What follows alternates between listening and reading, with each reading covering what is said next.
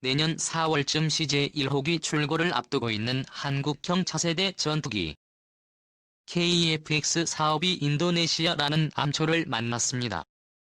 공동개발 국임에도 밀린 분담금 5천억 원을 탕감해달라는가 하면 물 납부 핵심 기술 이전 등의 요구도 계속하고 있기 때문입니다. 미래의 국군의 모습을 화면을 통해 만나보시겠습니다. 하늘로 솟구치는 전투기. 에저 레이더로 표적을 탐지해 미사일을 날려보냅니다.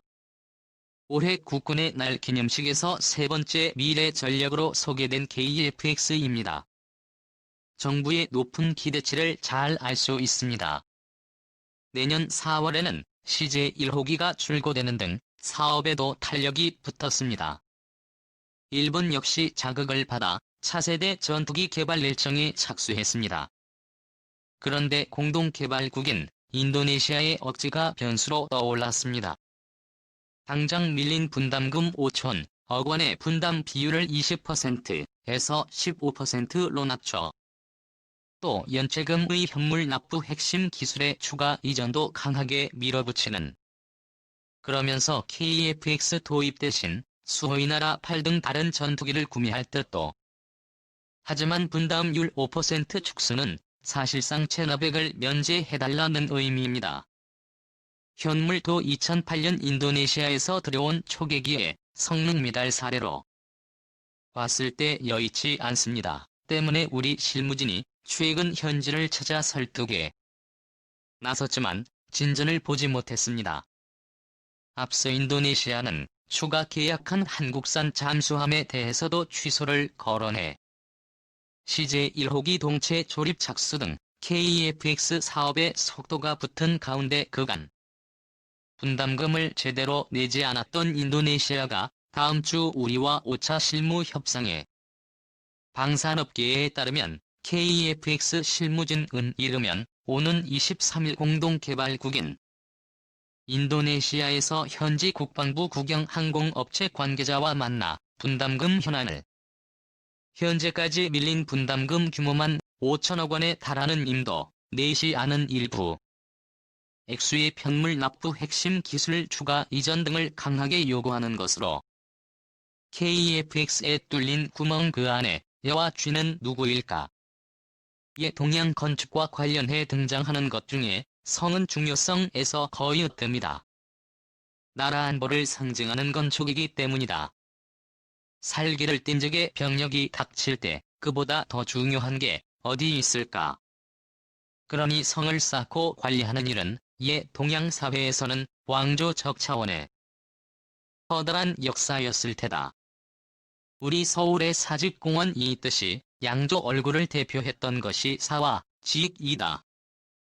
이들에 관한 지식은 매우 일반적이어서 그들의 담긴 뜻을 푸는 일은 그저 전자가 땅에, 신후자가 농사에 신을 모신 국가의 중요 간판 이었다는 점만 덧붙인다. 우리의 이해가 그와 꼭 같다고 할 수는 없겠으나 일반적으로 길게 둘은 성, 가게는 불청객이 찾아들었다던 모양이다. 동양의 전적은 그를 대개 여우라고 가리킨다. 돌로 쌓는 담 아니면 별도로 이루는 담이 아무리 견고해도 그곳에는 구멍이 생기게 마련이다. 그 구멍으로 비집고 들어와 성벽에 사는 존재가 여우라고 했고 한자 난 말로는 성호라고 적었다. 우리의 사전 정의론 은 임금 곁에 있는 소인 정도지만 이에 대해 조금의 부연이 필요하다.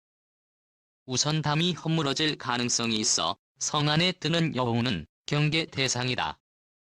국가 안보를 이루는 건축이 무너지면 아주 곤란하니까 말이다. 그러나 성벽 안여우는 처치가 곤란하다는 점에서 더 문제다. 담을 허물고 여우를 죽일 수 없으니 말이다. 그래서 성벽 안연 권력 등 일정한 틀에 기대 편의를 도모하는 존재라는 왕조 근간을 허무는 말썽 많은 신하로 간 신과 자연이 맥이 이어진다. 사직의 건물의 안개처럼 서며드는 쥐도 문제다. 땅과 농사는 역시 왕조의 근간이 없다. 따라서 둘은 사단과 집단이 들어선 중요한 국가 차원의 건물이다. 그런 사직 건물에 몰래 숨어 건축물 빈틈을 더욱 넓히는 쥐라는 존재가 사서 다 이루는 말은 함께 이어져 성어를 이룬다. 성호사서라는 식으로 말이다. 중요한 건물 틈에 숨어들어 그곳을 해치는 존재라는 말이다. 그러나 정치판으로 옮기면 늘 왕의 곁에서 불길한 동작을 하는 신하라는 세금을 내는 국민의 한 사람으로서 국방의 중요성을 깊게 따지는 시민의 한 사람으로서 이번 추석에 마음이 제법 무거웠다. 유독 밝았던 이번 한가위의 큰 달을 보면서도 우울한 마음은 좀처럼 가시지.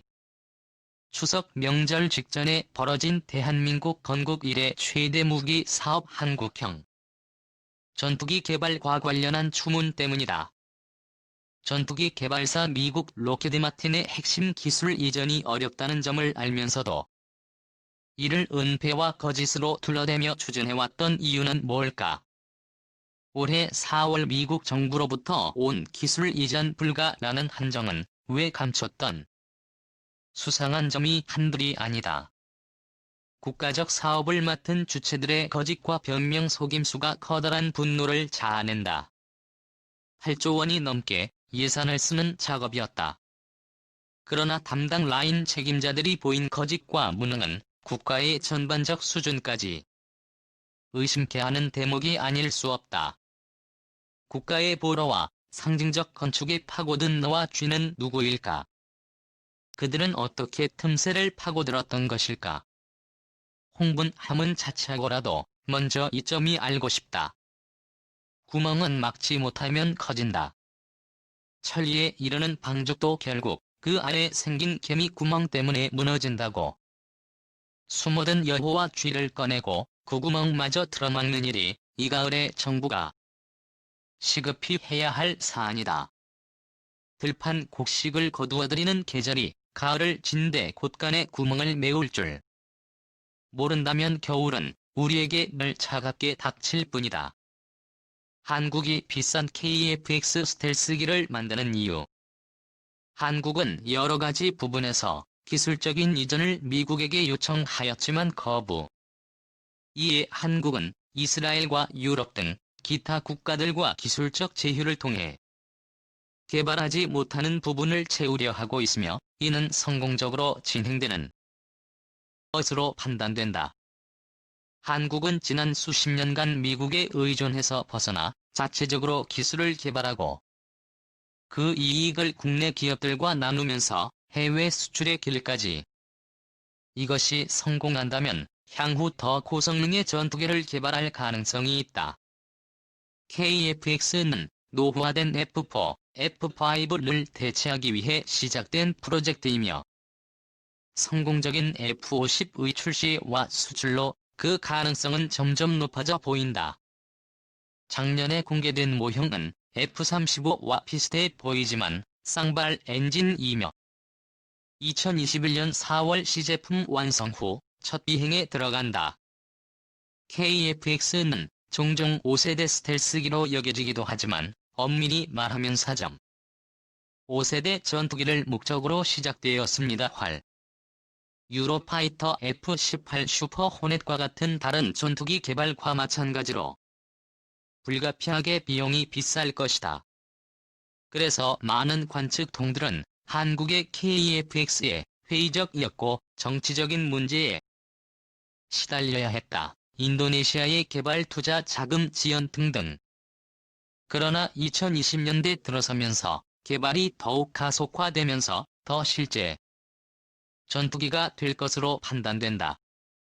비행 거리는 F-16보다 훨씬 더 먼 1800마일이 될 것이며 최고 속도 마하 1월 8일을 기록하게 될 것이다.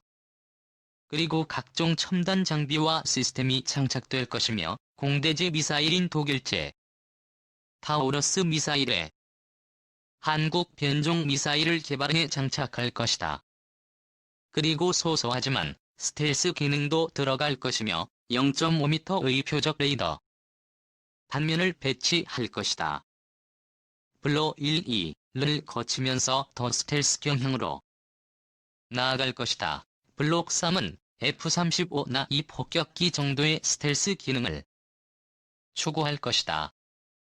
스텔스 기능을 구현하려면 러시아의 수-57 개발에서 보듯이 엄청난 비용을 불러일으킬 것이다. 그럼에도 불구하고 한국은 VLS 탑재를 1잠수함과 항공모함 배치를 포함하여 다른 야심찬 계획을 진행하는 필요해 보인다. 그 결과 이 전투기는 슈퍼 호넷이나 유로파이터와 같은 위치에 서게 될 것이며 팬텀이나 F-15보다는 레이더의 훨씬 더 잘 포착되지 않는 인상적인 전투기가 될 것이다. 인니와의 KEFX에 대한 협상 결과가 어떻게 됐을까요? 22일 우리나라에서 출국한 한국 측 협상단이 23일부터 24일까지 1박 2일 동안 줄다리기 협상을 벌였다고 합니다. 우리나라 협상단은 다음날 비행기 타러 공항에 가기 직전까지도 긴박하게 협상을 벌였다고 하는데요. 협상은 끝내고 협상단은 귀국했다고 하는데 이상하게 협상 결과는 아직 알려진 게 없습니다. 정부는 인니와의 협상 결과를 공개하지 않고 있고 왜 그런지 궁금증이 정말 협상을 끝내고 귀국했다면 결과 내용이 뭐든 공개하는 게 당연한 정부는 왜 공개를 안 할까요? 혹시 공개를 하면 국민들이 분노할 만한 좋은 결과라 공개를 안 하는 걸까요?